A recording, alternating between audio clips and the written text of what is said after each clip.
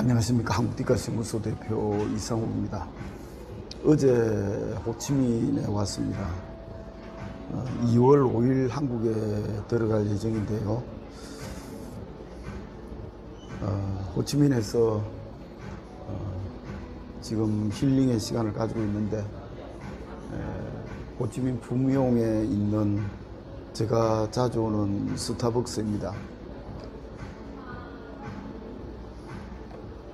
이 시간에는 문덕수 선생과 나와의 인연, 그리고 디카시 문덕수문학관,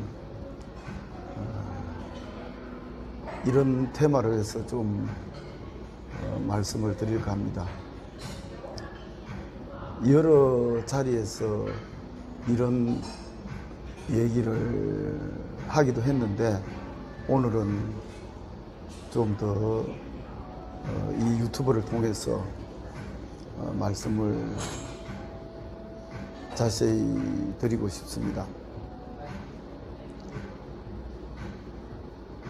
오늘의 제가 있는 것은 문덕수 선생을 만났기 때문에 저는 시인도 되었고,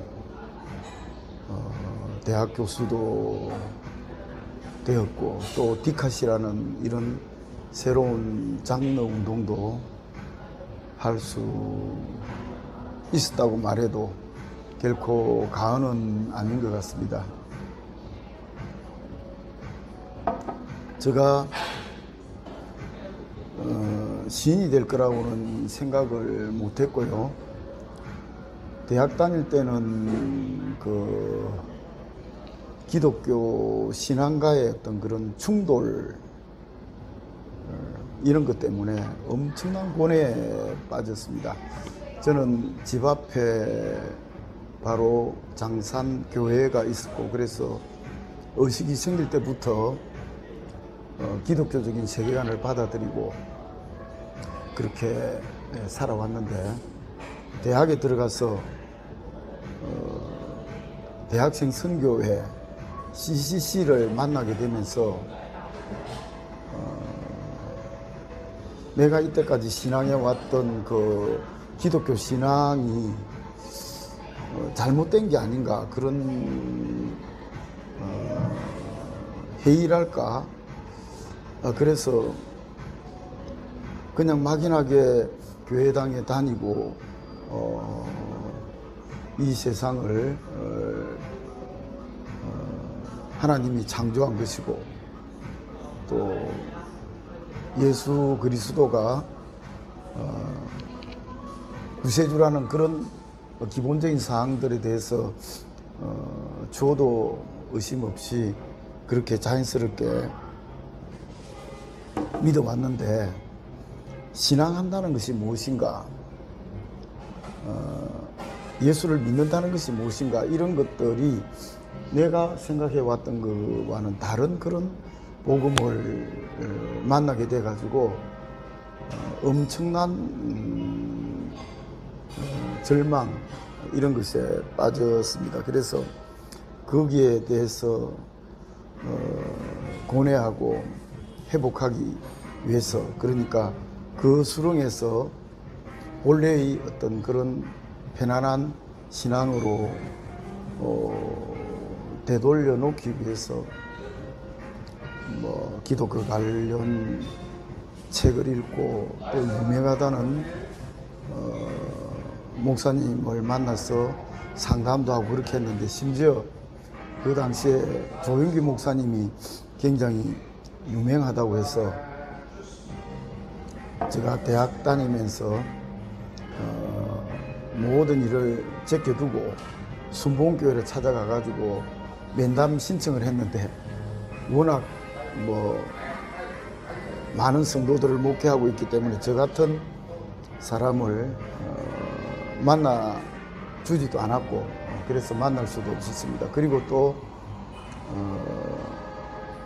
그 당시 CCC를 맡고 있었던 김중곤 목사님을 또 찾으러, 그러니까 만나러 갔는데, 김중곤 목사님은 직접 만나서 신앙에 대한 상담도 하고 그랬던 기억이 납니다. 그래서 그런 쪽에 관심을 가졌기 때문에 저는 신학을 해볼까 그런 생각을 했습니다. 그래서 신이 될 거라고는 생각도 못하고 그렇게 했는데, 그러다가 우연히 홍익대 교육대학원으로 제가 진학하면서 문득수 선생을 만나가지고 저 인생이 이렇게 바뀌어 버렸습니다. 기독교 신앙에 대한 그 어떤 고뇌 이런 것들은 대학 이후에도 한 10년, 20년 가까이 지속적으로 그런 문제에 대해서 회의하고 절망하고 평안을 얻지 못하고 끊임없이 생애하두로 가지고 왔습니다만은 아무튼 그건 그거고, 이제 문생님을 만나가지고 시문학을 통해서 등단을 하고, 그리고 교육대학원을 졸업하고 고성철성고등학교 교사가 됐는데 85년부터 교편을 잡아가지고 제가 국어교사를 했습니다. 국어교사를 하면서 이제 신으로 등단했죠. 89년이었습니다. 그러다가 90년도에 교사하면서 이제 홍대 박사과정에 들어가가지고 토요일에 비행기를 타고 수업하러 다니고 그런 열정을 30대 보냈습니다. 그러다가 90년에 박사과정을 시작해서 94년에 학위를 따고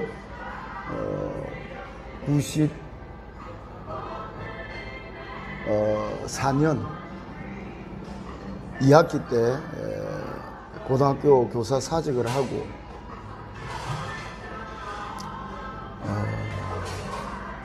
이제 시간 강사로 거제대학, 진주교대, 경남대, 창원대, 그 다음에 심지어 강원도 태백의 태성전문대학까지 시간 강사로 이렇게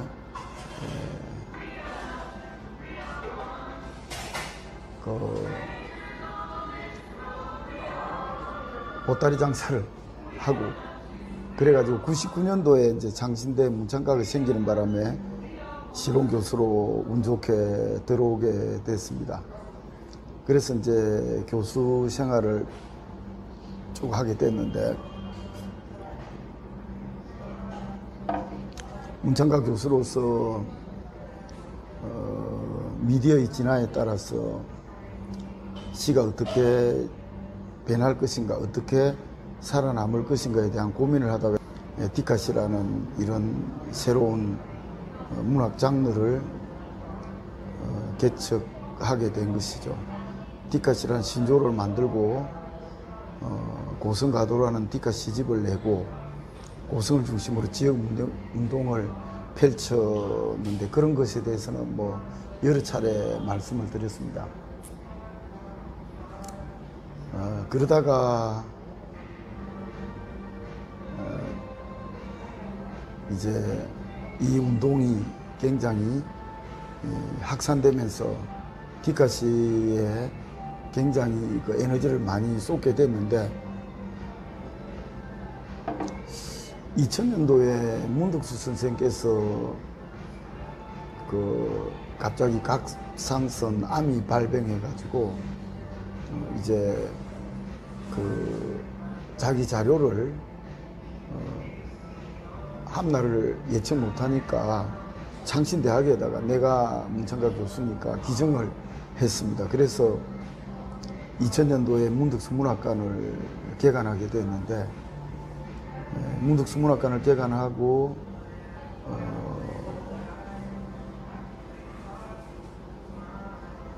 개관 기념일에 문인 초청 강연회도 하고 뭐 그 정도로만 문득수 문학관을 유지해 왔는데, 그러다가 제가 2016년에 창신대를 맹퇴하고 중국 대학으로 가버렸습니다. 그래서 문생이 그때 굉장히 걱정을 많이 했습니다. 제가 창신대를 떠나면 문덕수문학관을 누가 관리할 것인가, 그런 걱정을 했는데, 그때 제가 약속하기로 제가 창신대 명예교수로서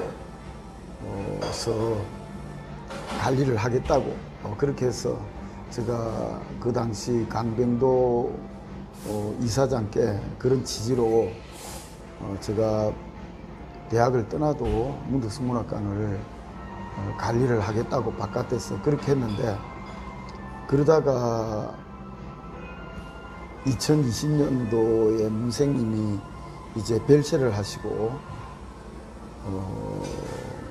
또 그 창신대 재단이 강병도 이사장이 이 어려운 시기에 창신대학을 계속 가지고 있을 형편이 못 돼가지고 부영그룹에다가 넘기게 됐습니다. 그 점 제가 한국으로 다시 들어와서 있을 때였는데, 2020년도에 현재의 이원근 총장님을 제가 모시고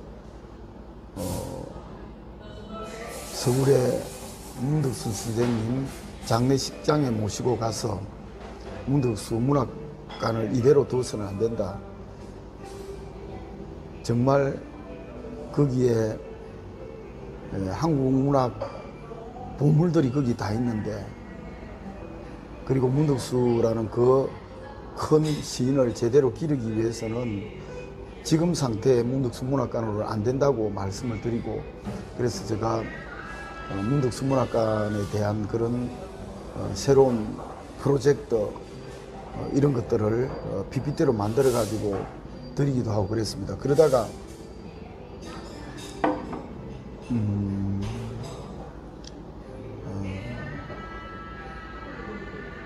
도서관장을 우미옥 교수가 맡으셨는데, 그러면서 이제 제가 자료 정리도 하고 경남문인협회하고 같이 주로 이달균 회장하고 같이 했는데, 실제 그 자료들을 하나하나 살펴보니까 너무 엄청난 자료들이 많아가지고 백석의 사슴이라든지 뭐 이런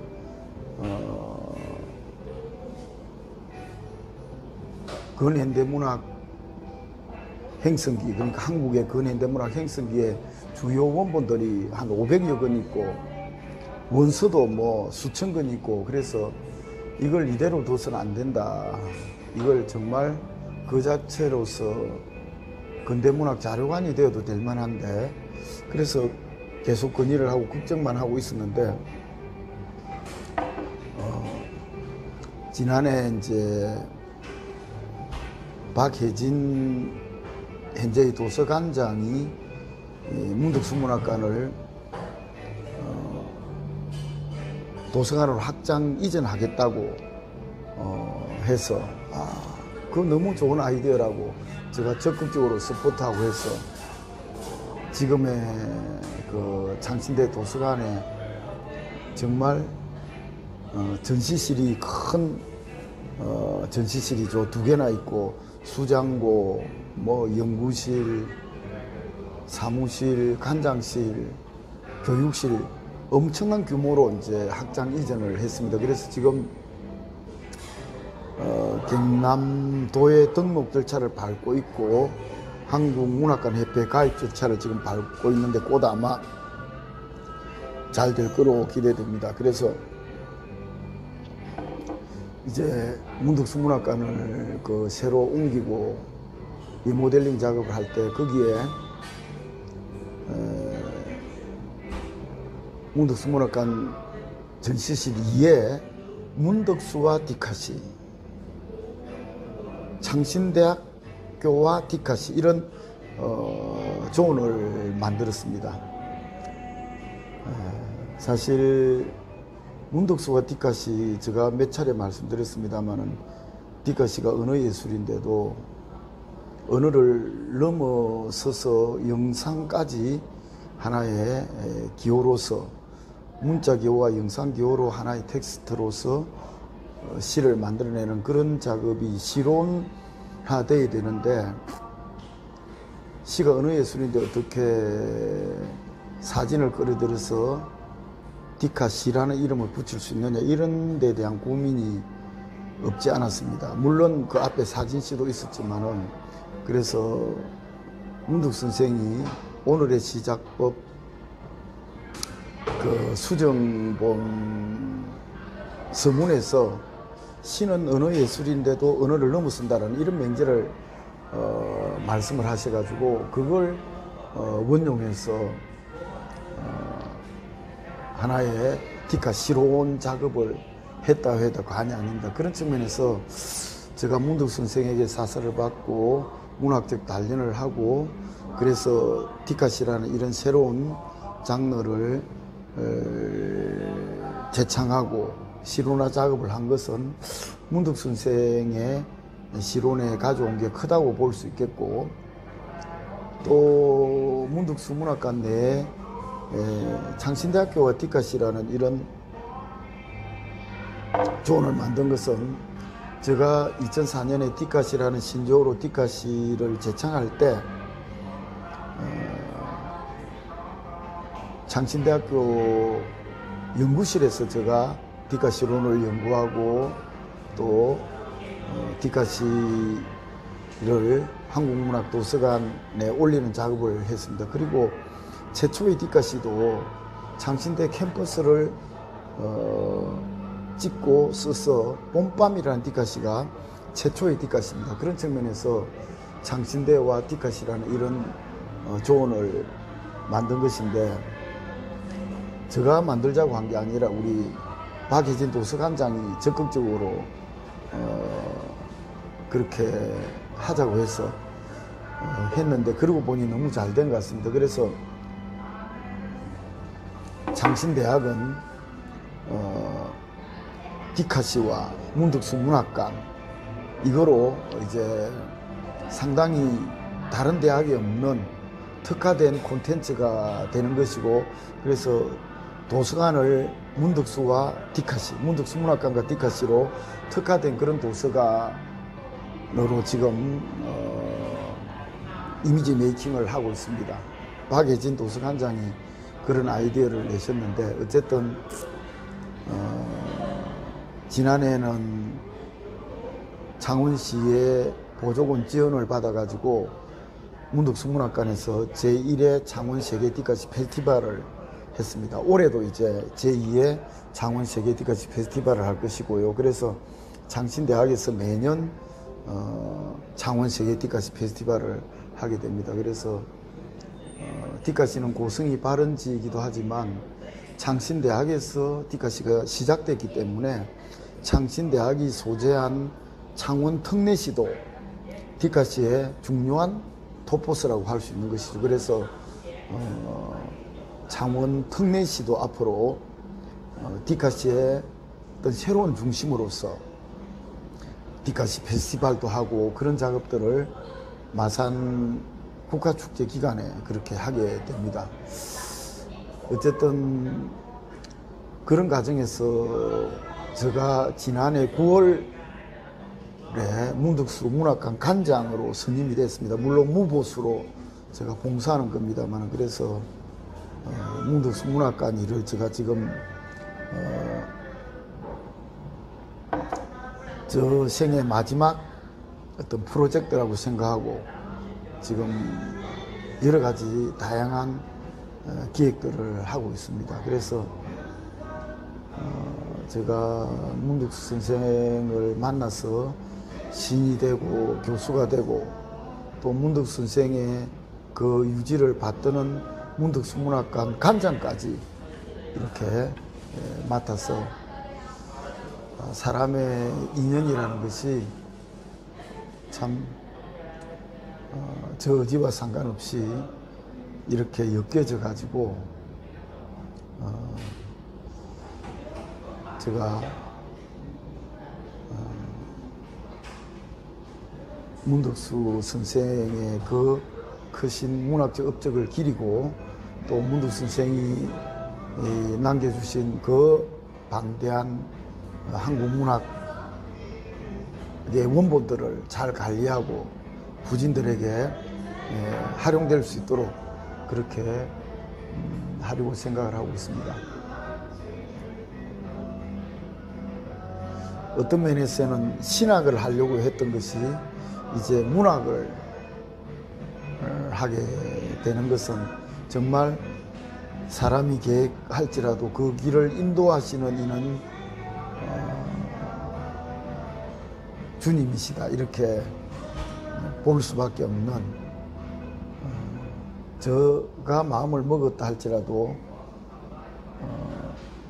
그 걸음을 인도해 주셔야 그 일이 현실화되는 것인데, 저 마음을 바꾸어 가지고 이렇게 오늘의 시인으로 이렇게 자리 잡게 됐습니다. 오늘